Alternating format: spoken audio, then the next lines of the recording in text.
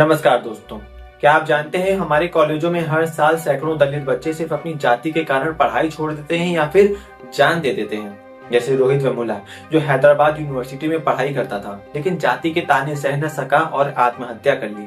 ये सिर्फ एक कहानी नहीं, हजारों की सच्चाई है दोस्तों। आज हम बात करेंगे यूजीसी के नए नियमों की जो ऐसे भेदभाव को रोक सकते थे, लेकिन सुप्रीम कोर्ट ने रोक लगा दी। क्यों और ये नियम इतने जरूरी क्यों है? चलिए एक एक करके समझते हैं।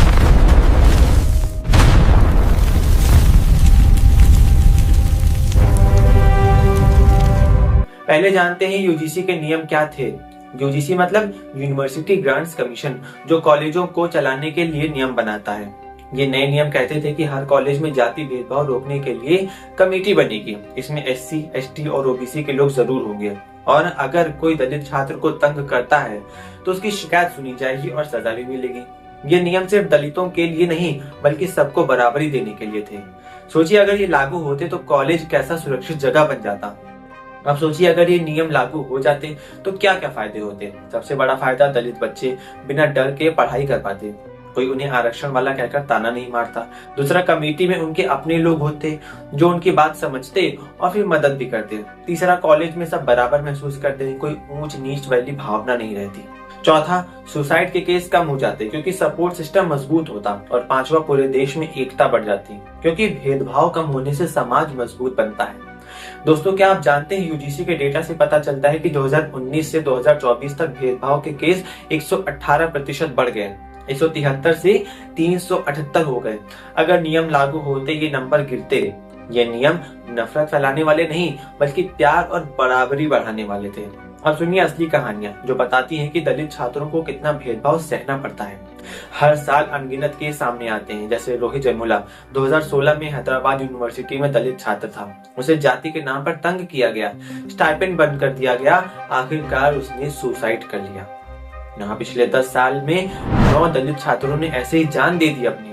फिर 2023 में आईआईटी बॉम्बे में दर्शन सोलंकी, प्लम्बर का बेटा, पहली बार कॉलेज गया लेकिन जाति के कारण दोस्त नहीं बने उसके। अलग थलग महसूस करने के कारण उसने भी आत्महत्या कर ली। पार्लियामेंट में बताया गया कि 7 साल में आईआईटी जैसे टॉप कॉलेजों में 56% सुसाइड दलित या पिछड़े छात्रों के थे। एक और केस दोस्तों, दिल्ली यूनिवर्सिटी की डॉक्टर दितुल सिंह, दलित प्रोफेसर, उन्हें जाति के कारण नौकरी से निकाल दिया गया।